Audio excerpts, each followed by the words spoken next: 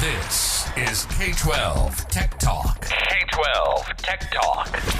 The podcast by K-12 Techs for K-12 Techs. Real conversations, real arguments, and real banter on trending K-12 technology topics and issues.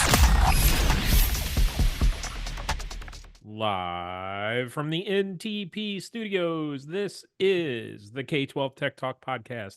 I am Josh. This is episode 154, and my partners in crime are here tonight.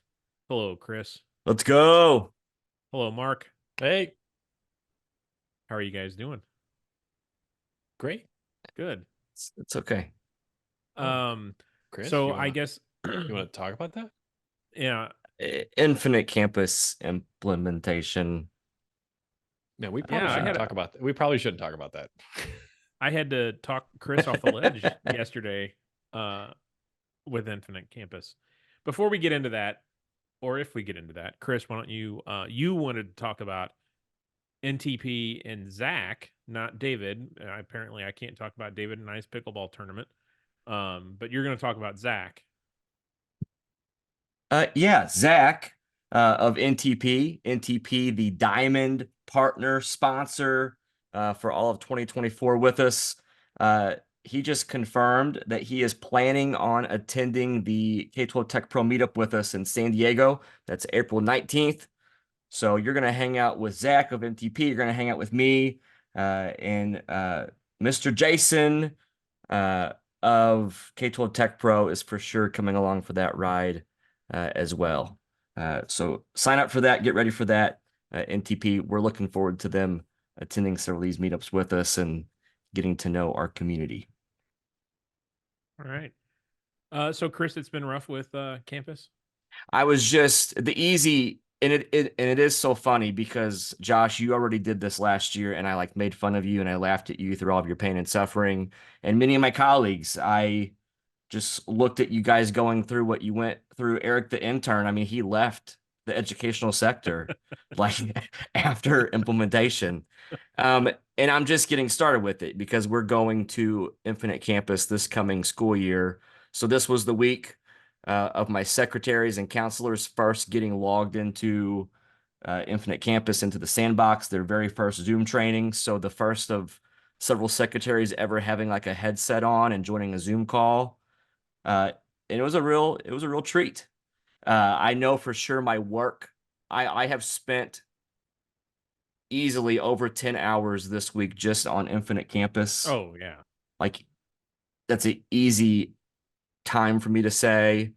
Someone asked me, well, how many meetings you got left? And I counted and there's 38 for sure. And then you're just doing the math because it's like a 2-hour Zoom call and the prep before and after. And I mean, yeah, it's a deal. And quite honestly, you've got it easy because you're not dealing with the stinking CSV files. Yes, I got to skip a lot of what you guys went, which was the plan. A month. It was a month of pure heads down data export. But it's a thing. I don't think people understand just how painful your SIS transition is always going to be. It's awful. It is awful. Yeah. After my last one, I said I'm never doing this one again in my career. No, never again. It is so painful because you're ripping open technical debt. You're also ripping open processes and policies that are kind of undefined or have been defined by your old system. Yeah. That's just how we did it. We started a new Google Doc of procedure changes. I think there's already 5 in there that we poked little bears that were changing how things are done. And I spent, it was at least 15 minutes this week. We were discussing if it's an apartment complex. We had different buildings doing where it's like Falcon Street apartments 8, pound 8, lot number 8, and we got to nip this. This is the time to nip this. Well, here's the conversation, and we're talking about it a lot. And we landed on just typing an 8, by the way. Yeah. I'm proud of you. Proud of you. Yeah. And we had to have a talk. Thankfully, the SIS coordinator at the time and I had a really good relationship, and we decided early on that we had to kind of get mean, gruff, take a hard stand when a conversation, when you're having a conversation about why do we do it this way, and when the rationale devolves into either we've always done it this way or that's how we did it because of Tyler. Timeout, stop. Guess what? Going forward, Tyler doesn't exist, so that's not an excuse anymore. So we likely have to change that process. And Yep. man, you talk about hurt feelings, upset, like people, and I get it. People become to own these processes and procedures and how you do things and how you collect data and the data you collect, and it's very personal to them. And when you go to change that, it doesn't matter the rationale as to why. Yep. There are very, very, very strong feelings about that. Yeah, it is. I know tech directors that since in Missouri, since they've been migrating away from campus or from Tyler, that have interviewed for jobs at other districts and have found out that the new district has yet to go through this process because they have Tyler. See ya. And they pull out of the interview. I know at least one person that was a finalist, and once they found out that they had not started their campus implementation, they said, "I'm sorry, I'm removing myself from this situation." And Josh, Chris, what you're describing while you're picking on campus, it's universal. Oh yeah, no, 1000%. It's universal. Yes, absolutely. We went from a homegrown SIS to a off-the-shelf product, and I remember the most traumatizing experience of that was in the homegrown system. It was built in the late 90s, and there was really very little validation in grades, and so we had F-. People had used F- because you can do an A-. You really failed. Okay. Yeah, you really screwed up if you got an F-. Just wait. In the new SIS, the new student information system, we can configure that to get rid of F-. I got ripped a new one by a high school. ripped into, because I was destroying their academic grading practice. And I was seriously? This was a mistake that a developer made 20 years ago in the old system, and it allowed you to do an F-. And here we are saying, you really want a kid to go to college with a F- on their report card? And what was was it because of a GPA thing? I don't know. By the end of the meeting, I was just crying in the corner because of F-. But this is technical debt that you're taking on. And Chris, 10 years from now, 20 years from now, your district's gonna be like, why isn't there a pound sign in the apartment number? Yes. Yeah. Oh. Yeah. I don't.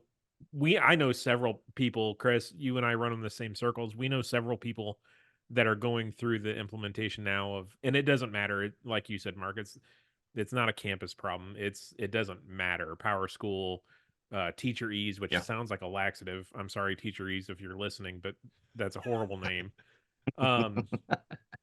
Yeah, it's a heavy lift. Yeah. Well, and here's my funny thing that happened this week too. So there's this call, 2 hours long. I'm in my office without windows. I'm by myself. There's like 15, 17 people on the call. I come up in those moments where we're trying to make a decision. I'm quickly seeing what my role is with this, and I have quickly seen that I can't skip these meetings. I have to pay attention. I have to be in them. But to be this is what happened. I needed to go pee. We're about an hour in. I haven't had to speak for about 30 minutes. Wait, can we say pee? Yes. Okay. So I do a slow roll. Okay. You slow stream? Well, no, it was really fast. I mute my microphone. Okay, I'm muted. They can still see me. No one needs me. You took your laptop in the bathroom? No. Oh. I turn off my camera. I wait just a little bit, several seconds. Okay. No one notices. I'm cool. There's a restroom nearby. I like sprint. I pee. I come back and our SIS coordinator, I put headset on and she's going, well, when we figure out where Chris went, we'll get to, and there was no way I was gone for a minute. There's no way. So now I gotta like turn back on and I'm not wanting to announce to the room, hey guys, I had to go pee. Sorry about that. I'm like navigating through this. I'm like, hey, I'm here. And then I'm acting like I've been paying attention the whole time. I was gone for a minute. Anyway. That's hilarious. I was debating telling the story. I had a very, very similar interaction. This was during COVID and we're all on Zoom and it was like an all principal call. There's like 150, 200 people on there. And I step away from the call for a second and I come back and we weren't talking about the SIS. We weren't talking about this. I come back and there's a poll that the superintendent had put on the screen and it's, should we get a new SIS? Oh my God. Oh my God. And I come out like, I'm in the middle of COVID. I can't. What are you doing to me? And the poll comes back like 50-50 from the principals. And I just drop in the chat. I probably should have voted on this one. But like, were they messing with you? No. Or was she serious? Oh my God. No. I thought you were going to say she was pulling a prank, Yeah. Wow. No. But going back to your original comment, Chris, people really don't understand just how complicated these transitions are. Mm-hmm. And it's not like getting a new app on the App Store. So good luck. I think we have the title of the episode. Chris had to pee. Gotta figure out the artwork on that one. Just a urinal. Give some. Never mind. I'm not. Never mind. Should we go? Yeah. Chris, what? Well, hang on, Mark. I know you want to get to the newsroom. Just hang on. You can go ahead and start running down to the newsroom if you want. Chris, pick a sponsor. Who do you want to talk about? For sure. Let's talk about VIZOR. That's VIZOR, a proud sponsor of the K-12 Tech Talk podcast. Not too long ago, they released a new version of their stuff, over 60 new features. I wouldn't even call them new anymore. They're kind of becoming old hat. They're giving 20% off if you will refer us when you check them out. It's vizor.cloud/K12 Tech Talk, VIZOR.cloud/K12 Tech Talk. They can help you manage your Chromebooks, help you automate, even power washing. They can help you with all kinds of stuff with your inventory. Check out VIZOR. All right, Mark, have you made it down to is Mark in the newsroom yet? Oh, man. His newsroom mic is on now. All right. We just have a couple of news articles this week. SISA and MS ISAC released an advisory actually today, Thursday. Is that on a new album? SISA's new album? Yeah, they dropped this afternoon. And it was on. Is SZA who played the guitar at Super Bowl? Yeah, is that SZA? SZA. They don't always wait. Time out. I have to derail this. Did you see the tweet that I made at SZA and Jen Easterly during the Super Bowl? No. So the Super Bowl. Let's just say no. I don't even know. The Super Bowl's getting ready to start, and they say, SZA's here, whatever. And I tweeted SZA and CISA and Jen Easterly, and I said, hey, I knew you guys were going to have a Super Bowl presence with a bunch of cybersecurity things. I didn't realize you were going to be on national TV starting off the show. And like, oh, wait. And then I tweeted back, oh, they're talking about some other person. It was funnier. Go read my tweets. Jeez. Thanks. All right. Well, so SZA and MS little cybersecurity humor there. We'll cut that out later. Not like going pee or something. They don't always release public alerts and advisories, but they did one today, and this was, I think, a little bit of public humiliation in terms of like, please do not put yourself in this situation. So This was kind of a debrief of an investigation of a state government organization. We don't know any more details of that. But essentially what they determined was that a threat actor had leveraged a compromised account of a former employee, used that employee's account to authenticate in through VPN, began to execute different directory access protocols through LDAP queries against the domain controller, and you know the rest of the story. They pull a lot of data out and start selling on the dark web. I think this article was really sent to send a strong message to the community that you never want to be in a position where your breach was caused by a former employee's account. There's no excuse. When somebody leaves your district, you shut the account down, especially if it is somebody from your own team who has access. So, oh my gosh, yes.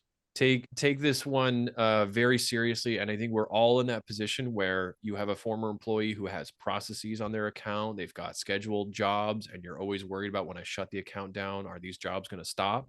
You've got to rip that Band-Aid off, shut that account down. Don't end up being a public alert from CISA and MSISAC saying this entire breach was caused by a stray former employee's account. Yeah, that to be able to raise your hand and say, that was me. Sorry. Yeah. That's an embarrassing one. So, so don't put you up.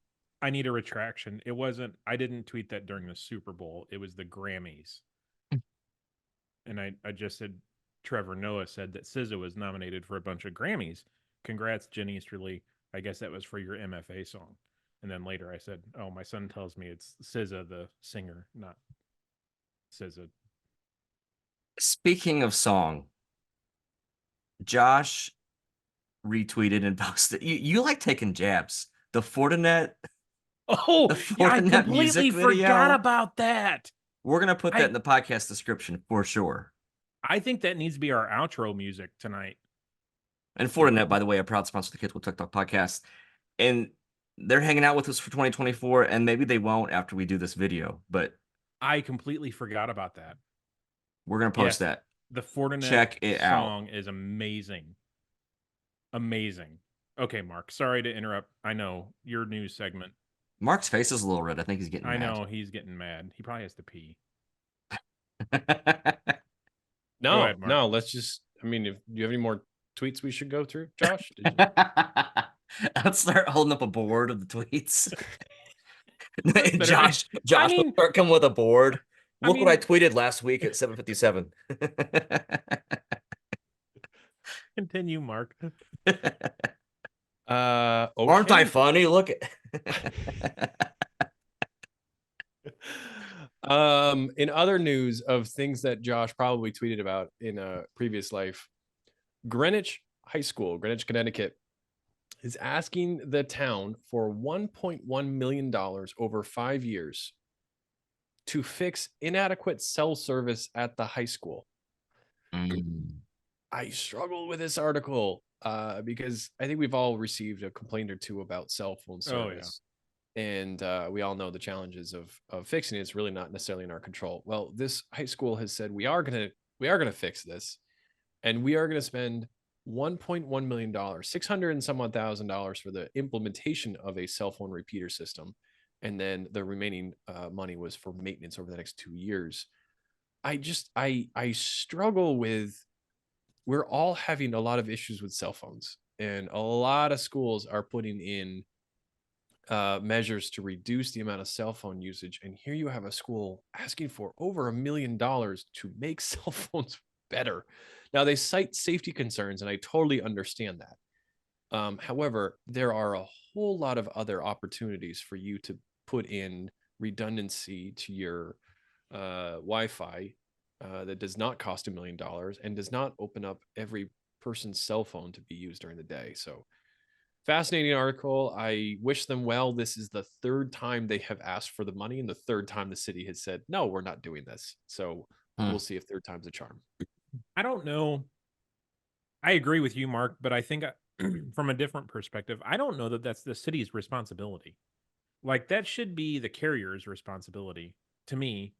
I agree. Maybe I'm thinking about that wrong. Yeah, you'd think more a campaign against the carrier. Hey, carrier, don't you care about school safety kind of bit? You think that would get some traction going?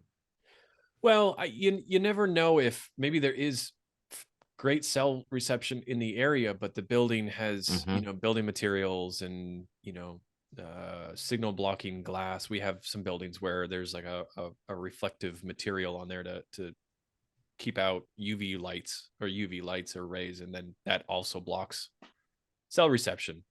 So that might be what they're trying to fix as well. But man, it's a heavy price tag for a neutral DAS. That's crazy. The next thing we were going to talk about in news, and we've mentioned this before a couple times, but if you are a VMware user, customer, whatever, you need to start having conversations with your resale people on the cost of your renewal for this year. If you haven't done any looking into this, or you haven't seen the Reddit article that came out recently about this, you're probably going to be shocked at what the price difference is. Our CFO has asked that I start getting some of our renewal costs ready for next fiscal year already, and this has been a sticking point because Broadcom, I guess, is sitting on their hands with their resellers and not giving much information to the resellers. Well, today, finally, my reseller reached out and said, "Hey, we're starting to get some information. I should be able to get you a quote pretty soon.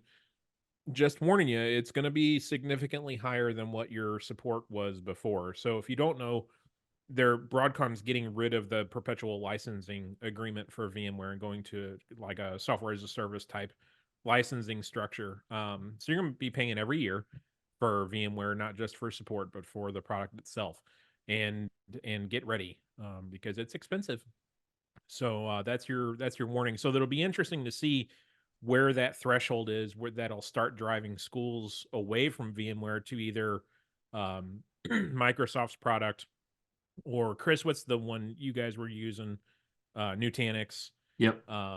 It's going to be interesting to see what that threshold of cost is before people start leaving. Yeah, we had the same warning from our reseller. Say we need to meet. This is going to be bad. Yeah, it's going to be.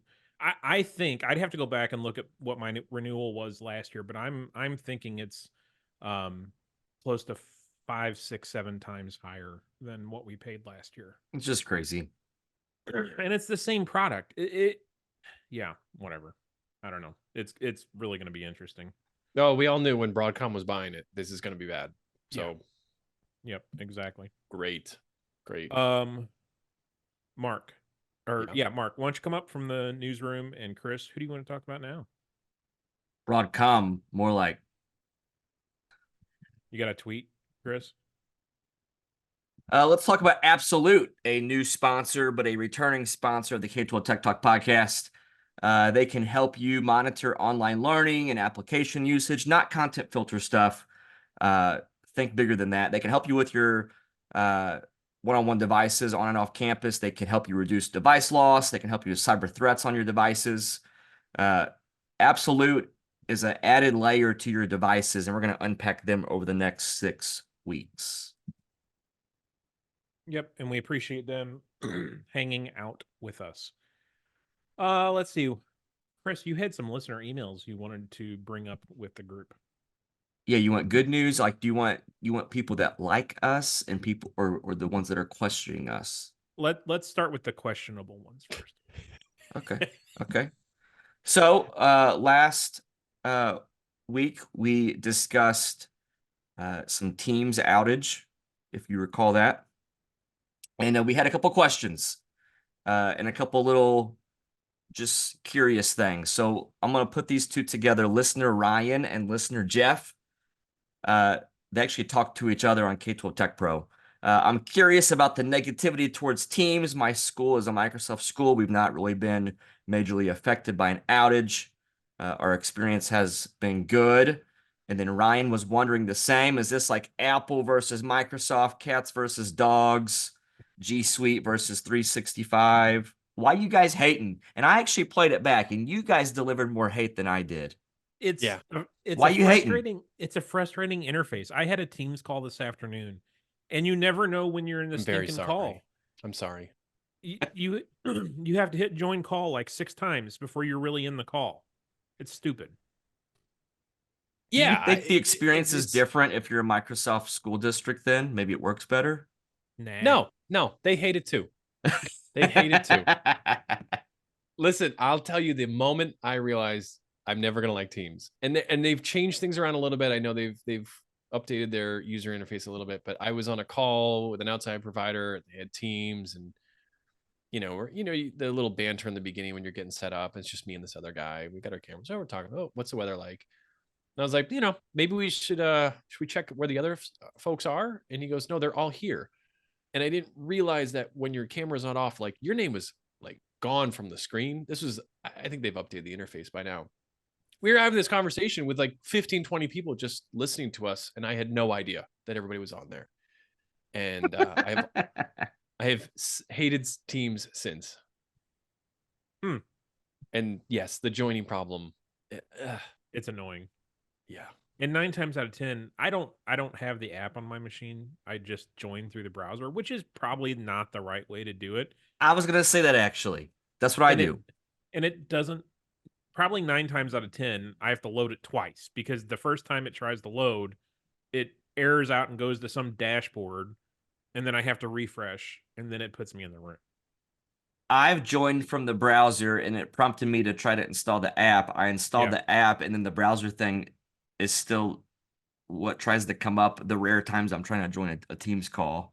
So then every time I reboot my computer, Teams pops up as if I'm like all into Teams, and I just try to, and then I can't get it like out of the taskbar. Like I say, don't start at startup, whatever. I look for that, but it seems to keep popping up after it updates. The stupid WebEx app is the same. It always starts. Yeah. All right. What's the good emails? Wow. Okay, so we 2 emails that are some feedback from the principal episode. This is from listener Adam, and there's some comments here. He said, just want to drop a quick note how much I appreciate the latest episode geared towards principals. One part that really stuck out to me was the reference that the other podcast was talking about not understanding why schools are the target of attacks. And Adam just was kind of venting to us. He said, these attacks, he says, usually Russian-backed groups, not just financial gain. There's other objectives that seem to be at play, trying to destabilize education systems, that kind of thing. So targeting educational institutions allows these places to control some chaos and kind of mess us up. So his long story short is it's crucial as ed tech leaders that we highlight that we're facing these coordinated attacks. Even if you're a small school, it is a serious thing, and he just wanted that to be said and known, kind of thing. Any comments on that? Go ahead, Mark, if you have any. No, I think that's the hardest one to get across to principals. Is it seems very foreign, and it in a different way it is foreign. It is, I've had a couple principals joke like, "Oh, you're protecting against Russia." I'm like, you don't understand how true that statement actually is. That we are seeing a lot of these attacks coming from other countries. So appreciate that comment. Thank you. And I think that discussion point of targeted attacks and well-funded, on purpose, going out of their way to look for K-12s. That's something that we brought up. That was a discussion point that we brought up during our keynote in last year when we were up there with you, Mark. That these are very targeted, intentional attacks on K-12. They're not happening by mistake or by happenstance. They're very, very targeted attacks. All right, this other email is from listener Jason. And this is actually the one from the principal episode that was the vendor that kind of had some perspective. And he did a follow-up that I thought was some good stuff. He said, I agree 100% with your point. And there's 2 things to this. I agree 100% with your point that it's on the vendor to get everybody engaged with the process if you're moving to something new. And he's just speaking from his experience. He said that as a salesperson, he can try to coach and try to support people that are afraid of Dr. No, aka Josh, killing it out. But that maybe it's more of a Dr. Maybe, and it's an attitude things. And you need to just again need to communicate. That communication is the biggest thing. And I know that was one of our takeaways from the episode. Every single point kind of came back to communication. Maybe Dr. No isn't such a jerk, right? Look at how grumpy Josh is right now. I mean, he had a very grumpy look on his face while you were describing that. So, and now he's being super lame. He's muted while he's talking. Yeah, I was muted. Wouldn't happen with Teams, would it, Josh? No, it wouldn't either. Stupid thing would auto unmute or something stupid. No, I was reading a tweet about Tucker Carlson. Oh, here, did you tweet at him? No, I'm not. I don't need to be a target of a Russian. Hey, on that note of like vendors being prepared for district onboarding, I had a phenomenal meeting with a vendor. And I don't even know if I can call them a vendor because it's a free service. They have an onboarding checklist, and I'll say the name of the vendor at the end. That was the best I have ever seen of any vendor. They had all the integration processes and things that you need to do, and it was very well laid out and put together. And I even commented to them, like, if every one of our vendors that we work with have an onboarding page like this, it would be amazing. So if you don't use Canva, I highly recommend you check out Canva's onboarding process and their page. It is the best I have ever seen. These guys know how to implement in the school district. They know their audience. Yeah. And they're prepared. I'm glad their rostering has gotten better with Clever. Okay. They didn't used to roster with Clever. You had to do some Google group joining and stuff like that, and alternate tags. Now that they roster through Clever, it's very seamless. Yeah, and they're folks that we were dealing with. They're super prepared and accommodating, and I'm like, I'm not paying you anything, and yet you still want to like bend over backwards for us. So kudos to Canva for making our job a lot easier. Here's the second point from this email. Talking about tickets versus no tickets. We had some really good banter about that. Oh, no. Jason says, I see the benefits of both Josh's approach as well as the one used by Chris and Mark. I found myself in these positions before, and there is a risk of a single point of failure depending upon which way you land. I've coached people to open tickets and projects and then call me. This is kind of his recommendation. Open tickets and projects and then call me. And then I'm happy to act like a nightclub bouncer, he says, and lift the rope for certain people to get to skip the line. So that lets them talk through the process to see if it needs immediate escalation or not. Kind of a middle of the place of the three of us, I think. Sure. But that lets Josh win a little too much for me. Put in a ticket. Chris, why don't you tell us about ClassLink real quick? ClassLink looks a lot like Clever, but it's more like the Cadillac. ClassLink, a proud sponsor of the K-12 Tech Talk podcast. They can help you with your rostering and everything else. Check them out. We're going to unpack them over the course of 2024. And who doesn't love a Cadillac? Let's see here. Okay, our main topic. How do you prepare for a snow day? Mark, you had a snow day this week with the threatening of a snowpocalypse. Yeah. So I'm in New England, and I think most people saw that we got a storm. It did not materialize for us. So we had a snow day, but I was pleasantly surprised to see that we didn't get a dusting at all. Just vanished. But just south of us in New York City, they did have a snow day. Schools closed, and they had a virtual day. And unfortunately, New York City's virtual day went horribly, horribly wrong. They had some technical issues. And when you're in a school district that size, a small technical issue is a front page article on the Associated Press, New York Times, New York Post, all those guys. So it's a painful article to read because you can imagine we've all been there. But their first snow day, and it took about an hour and a half for students to be able to log in after they had some authentication issues. So we did not actually do virtual school during our snow day. When we call the snow day, we call it, and it is fully closed.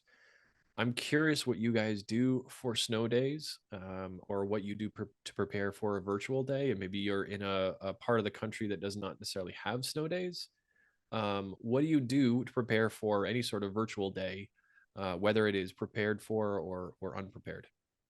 And what do you even do virtual school snow days? So we do four regular snow days, traditional snow days first. And then if we go beyond that, we do AMI days or alternative methods of instruction or virtual days, whatever you want to call them. We have yet to hit a virtual day this year. We have burned all of our traditional days so far. So our next one, if we have it, which I don't think we will, because this next week looks like we're going to be hitting mid 60s all week. It would be a virtual day. So I'm reading this New York City article, and it looks like they leverage IBM for instruction delivery for virtual, and that just surprises me that to quote one of the chancellors, IBM was not ready for prime time. It's like, ooh. For us, virtual would be for our older kids that take devices home. It would be, they've got Google Classroom assignments to address. For the younger kids, they would send devices home if the kids don't have a device at home. There might, at the elementary level, it would probably be more like packets, a paper packet that had been developed ahead of time and sent home. So yeah, it's a little different for each building. Can I ask a question though? So you said you do send packets, you send devices home. Does that mean that you're calling the snow day during the previous school day? Like, how does that stuff work?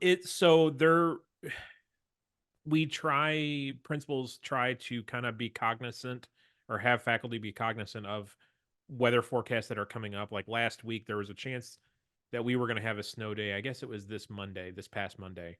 And I saw a couple emails from principals going out saying, hey, on Friday of last week, saying, hey, keep in mind, there's a chance for a snow day on Monday.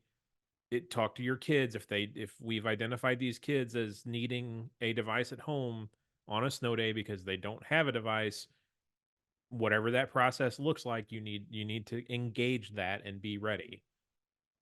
So are you involved then? If you've got principals saying devices home, do they have to prep you, or do you have to prep them? I mean, I'm just wondering, like, are you just constantly ready for the devices to go home at any time? We have a slush of power adapters in that building. That particular building has a slush of power adapters. So we, during our online registration process in the summer when kids get ready to come back, one of the questions that we ask during that process is, do you have a device available at home that your student could do a virtual snow day with, more or less? Come to find out, less than 5% of our student body population don't have a device at home. So it's a relatively small number to address. And that can be identified through our student information system. So their teachers know who those kids are, so that in that case we are heading towards a virtual day, we can pull that device out of the cart that's in the classroom and take a slush adapter and send it on their merry way. We're talking about 2 grade levels, because our elementary, they're gonna, for an AMI day, an alternative method of instruction day, they're just gonna rely on a paper packet. Oh, your state allows that? Yeah. Wow. It's local control, Mark. Missouri, like New Hampshire. Local plan. Local control. I don't know what our state requires for virtual days, but I know at least during COVID they required asynchronous or synchronous instruction, so we wouldn't have it just be able to do packets. No, I don't think they ever got that far of requiring it, synchronous instruction, that is, and keeping track of who was in the Zoom when for what attendant. Like, we could do that. Thankfully, Google rolled that out with Meet, I think, pretty early on in the COVID shutdown. But I don't think we ever got to that point. Got it. Okay. Chris, we are super similar to what Josh said, but we're old school. Snow day. Snow day's a snow day. Like, stay home, chill, have a good time. We would be ready to go 3rd through 12th with true 1-to-1. Like, the Chromebook is assigned to the kid. At those lower grades would be more what Josh talked about with the paper packet. But we have a cabinet or cabinets ready with Chromebooks to go home all the way down to kindergarten. Very similar to all that Josh said. He copied off me. Have you guys done a virtual snow day, or you're still in that kind of? Man, I think last year we might have had one. It doesn't because we front load with traditional days, so we have to get through 4 traditional snow days before we get to a virtual day. Got it. Chris? No, we're old school, man. Snow You days are just snow don't do it. days. Let's go have some fun. Oh, you don't do any virtual days? Mm-mm. Interesting. So those virtual days we don't have to make up then. That counts as an instructional day. So by building in only 4 traditional snow days, we only have to make up those 4 days in our calendar. Wait a minute. So you still have to make up the traditional days. Oh, the traditional days. Yeah. Okay, but you don't make up the virtual ones. Those no.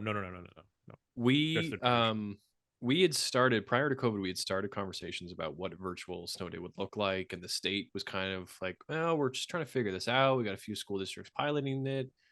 And then obviously COVID hit and kind of drew that conversation to the front burner. I like to think that COVID was just a little bit too long for a lot of people's comfort level. And rather than using COVID as a way of saying, here's how it can be done, it actually became more of a conversation of how this really isn't the equitable solution for everybody. And we had a lot of students that were not able to access instruction either due to special education needs, specialized services, or it just wasn't the right fit. So virtual snow days never really took off for us. And after COVID was over, we kind of closed the door to virtual days. So snow day is a snow day for us. We don't even entertain the thought of a virtual day, which I think is good for us. We have a lot higher population of lower socioeconomic status families, and so we know that access to a device and access to internet is not something we could pivot to overnight. It would be relatively successful, but it would be very inequitable. So we have decided once COVID, I wouldn't say that there was necessarily a formal decision. It was just kind of once COVID was over, we're done with this. So that's where we are. Yeah. It adds a lot of headache and a lot of prep and planning, especially on the faculty side. And I understand the worth of it because we're able to kind of recapture those hours and not have to make those hours up. Yeah. But there's a lot of drama associated with it, both on the front end, and if we were to get to that point, then kids logging in from home at grandma's house and they can't join the Wi-Fi, like there's a lot of stuff that comes along with it.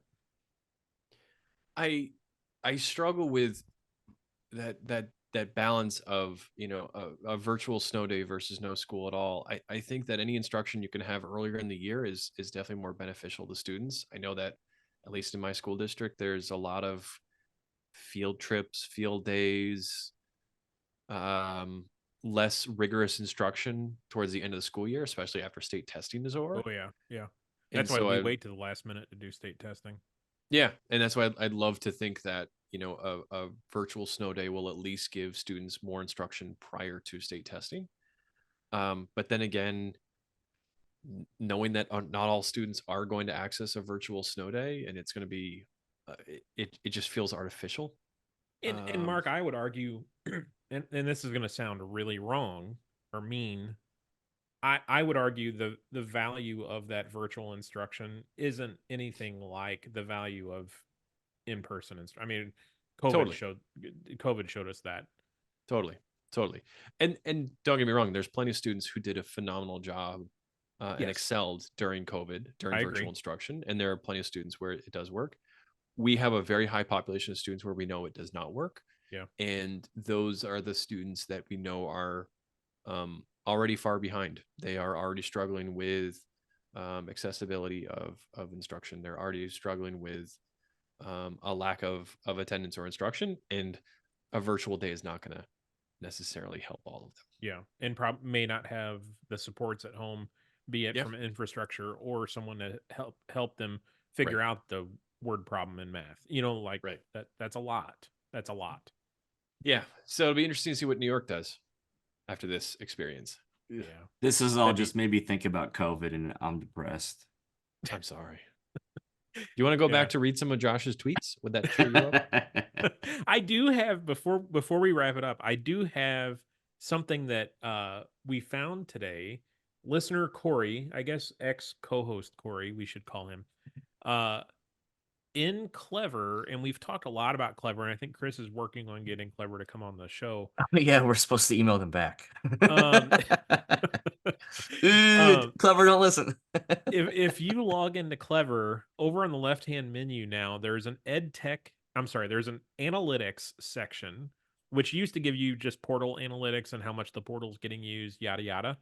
Now there is an ed tech analytics that looks like it will give you information about what apps are being used, and they don't have to be apps that are defined in Clever. The setup is you push it's an extension called Clever Plus to all of your user accounts, Here we go. Starts aggregating usage statistics into Clever, and it's free. So I went through the setup today to push it out to my students, and I don't know if I've done something wrong or if Google's having a problem, but my Chromebooks aren't receiving new extension settings, so I've got to dig into that. So yeah, if you log into Clever, there's an EdTech Analytics section now. Is it different than the normal extension? Is it in addition, or yes, it's in addition to. Well, Clever doesn't have an extension, right? Yeah, they do. Yeah, this is Clever Plus extension. It's showing what apps kids have. Yeah, what website and apps they're hitting and using. Yes, I think my content filter. Well, so I was buying a product like this from another filtering service a couple years ago and spending quite a bit of money doing that. I understand. But if this does what I think it does, it could easily replace that. Here, EdTech Analytics shows you all of your district's app usage in one place down to the school and grade level, whether or not they integrate with Clever. Best of all, it's free. So, hear me out quickly. But we do want Clever to come on the podcast. Yeah. The gain of this for Clever would be they then know what apps are being used absolutely. that Clever doesn't integrate with. Correct. Yeah. And that's their sell to all these. Absolutely. Sure. Yep. Smart. Clever's already got my data, man. Give me some more useful data. You know what they don't have is my fingerprint, because I refuse. Oh, Lord. Here we go. Chris, why don't you wrap it up by telling us about Fortinet and their lovely music video that we will be sharing? We got to share the video. It's this rapper that comes on. He breaks down, we're a firewall. No, it's that old, it's that song from a couple of years ago. What's the guy's name? Fireball was the song, Is right? it Pitbull? Pitbull, yes, Pitbull's song. Yeah. And instead of fireball, they're saying firewall. Firewall. Firewall. It is great. It is. I'm a firewall. Yeah, I half wanted to see Chris Illingworth in the video, but it was well before he worked at Fortinet. Anyways, check them out. They make videos. Email our Forta friend. What's Chris's email address? FortinetPodcast@Fortinet.com. All right. Thanks for listening. That was episode 154. Please go check out the Fortinet. I'm a firewall. It is great. All right. We'll see you next week. Thanks for listening. The views and opinions expressed on the K-12 Tech Talk podcast are the personal opinions of Josh, Chris, and Mark, and do not represent the views or opinions of our sponsors or other organizations that we're affiliated with. The material and information presented here is for general information and entertainment purposes only. Thanks for listening, and we'll see you next week.